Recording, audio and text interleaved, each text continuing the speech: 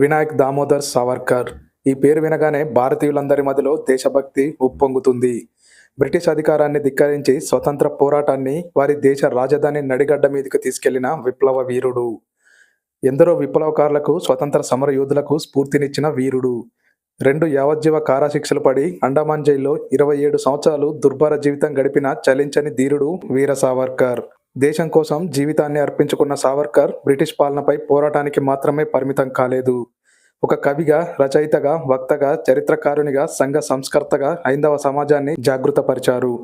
1857 స్వతంత్ర సంగ్రామం తర్వాత ఈస్ట్ ఇండియా కంపెనీ నుంచి బ్రిటిష్ వారు భారత్ను స్వాధీనం చేసుకుని పాలనపై పట్టు బిగించారు.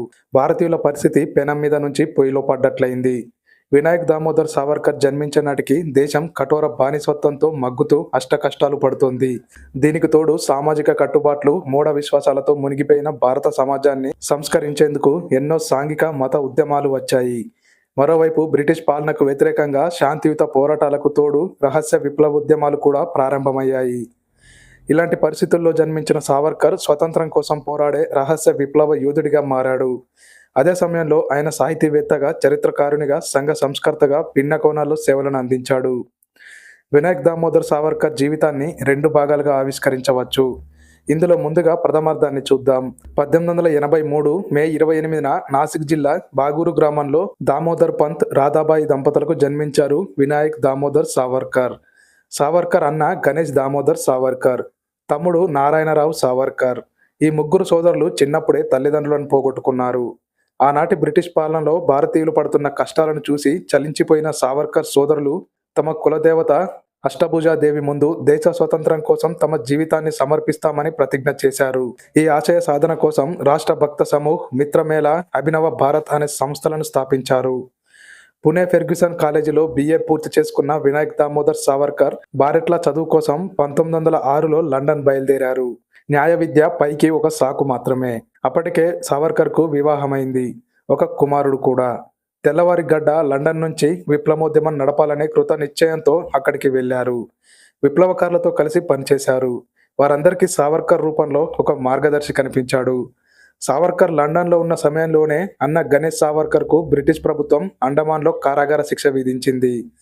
సావర్కర్ న్యాయ విద్య పూర్తి చేసిన బ్రిటిష్ రాణికి విధేయగా ప్రకటించడానికి నిరాకరించినందుకు బారెట్ల పట్ట నిరాకరించారు. సావర్కర్ కుడి భుజం మదన్ లాల్ ధింగ్రా బ్రిటిష్ ఆర్మీ అధికారి సర్ విలియంని హతమార్చాడు. గణేష్ సావర్కర్కు శిక్ష విధించిన జాక్సన్ అనే అధికారిని అనంత లక్ష్మణ కర్హరే అనే విప్లవ యోధుడు కాల్చి చంపాడు. ఈ 2 సంఘటనల తర్వాత వినాయక్ దామోదర్ సావర్కర్ పై నిఘా పెరిగింది. చివరకు ప్యారిస్ నుంచి లండన్ వచ్చిన సావర్కర్ను రైల్వే స్టేషన్లో బంధించారు. స్టీమర్లో భారత్కు తీసుకొస్తుండగా సముద్రంలో దూకి తప్పించుకునే ప్రయత్నము ఫలించలేదు. వినాయక్ దామోదర్ సావర్కర్కు న్యాయస్థానం అండమాన్ జైల్లో 2 యావజ్జీవ కారాశిక్షలను విధించింది. న్యాయమూర్తి ఆ తీర్పును ప్రకటించగానే బ్రిటిష్ వారికి పునర్జన్మ మీద నమ్మకం ఉందన్నమాట అని చమత్కరించారు దీశాలి అయిన సావర్కర్.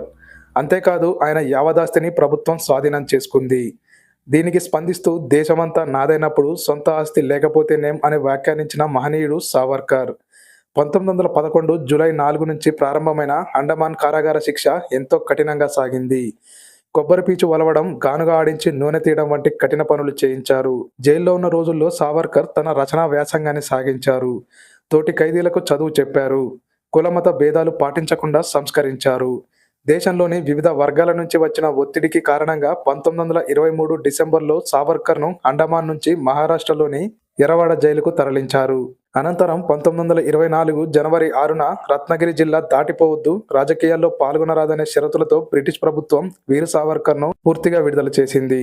సుదీర్ఘకాలం కారాగార జీవితం తర్వాత ఆంక్షలతో విడుదలైన సావర్కర్ జీవితం ద్వితీయార్థమంతా హిందూ సమాజ సంస్కరణలో సాగిపోయింది.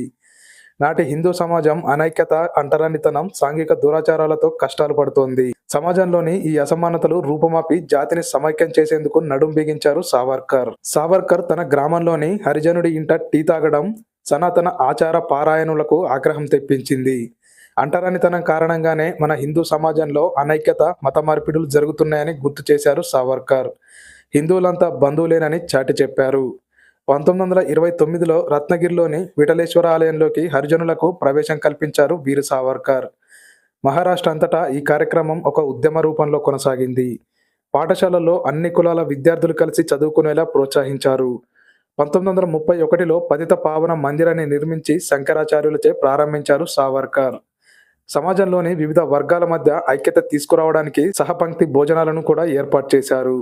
హిందూ సమాజం నుంచి కొన్ని వర్గాలను దూరం చేసుకోవడం అంటే మనకు శత్రువులను పెంచుకోవడమేనని గుర్తు చేశారు సావర్కర్. అన్యమతం స్వీకరించిన వారిని శుద్ధి ఉద్యమాల ద్వారా తిరిగి హిందూ సమాజంలోకి తీసుకొచ్చే కార్యక్రమాలకు శ్రీకారం చుట్టారు. హిందూ ఐక్యత కోసం సామూహిక గణేష్ ఉత్సవాలు, శివాజీ ఉత్సవాలను పెద్ద ఎత్తున నిర్వహించారు. హిందుత్వ పేరు వినగానే ఏదో రూపంలో వీర సావర్కర్ గుర్తుకు వస్తారు. స్వతంత్ర ఉద్యమ కాలంలోనే హిందువు అనే పదానికి స్పష్టమైన నిర్వచనం ఇచ్చారు సావర్కర్. సింధు నది మొదలు హిందూ మహాసముద్రం వరకు ఉన్న ఈ భారత భూమిని మాతృభూమిగా, పితృభూమిగా, పుణ్యభూమిగా భావించిన వారంతా హిందువులే.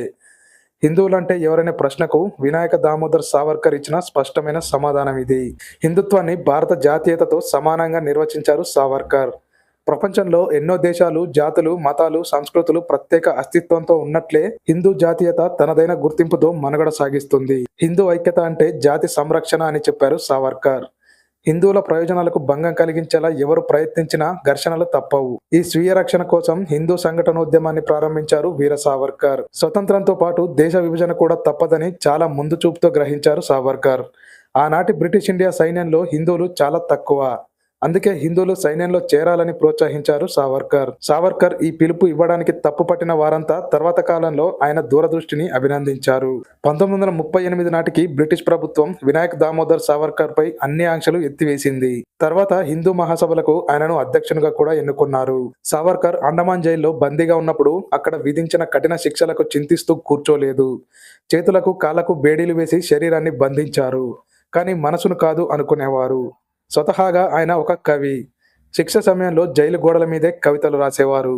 వాటిని కంఠస్థం చేసి గుర్తుపెట్టుకొని తర్వాత కాలంలో గ్రంథస్థం చేశారు. కొద్ది నెలల తర్వాత జైలు సిబ్బంది ఆయనకు కాగితాలు, కలం సమకూర్చారు. అండమాన్ జైల్లో ఉన్న సమయంలోనే కమల, గోమాంతక్, మహాసాగర్ తదితర గొప్ప కావ్యాలు వచ్చాయి. 1922 జైలు గోడల మధ్య హిందుత్వ గ్రంథ రచనలకు పూనుకున్నారు సావర్కర్. హిందుత్వానికి సమగ్ర నిర్వచనం ఇచ్చిన గ్రంథం ఇదే. సావర్కర్ జీవితమంతా సంఘర్షణలతోనే సాగింది. బ్రిటిష్ ప్రభుత్వంతో పాటు స్వదేశీ ప్రభుత్వం కూడా ఆయన పట్ల వ్యతిరేకంగా వ్యవహరించింది. మహాత్మా గాంధీ హత్య విషయంలో ఆయనను అన్యాయంగా అరెస్ట్ చేశారు. అనంతరం నిర్దోషిగా విడుదల చేశారు.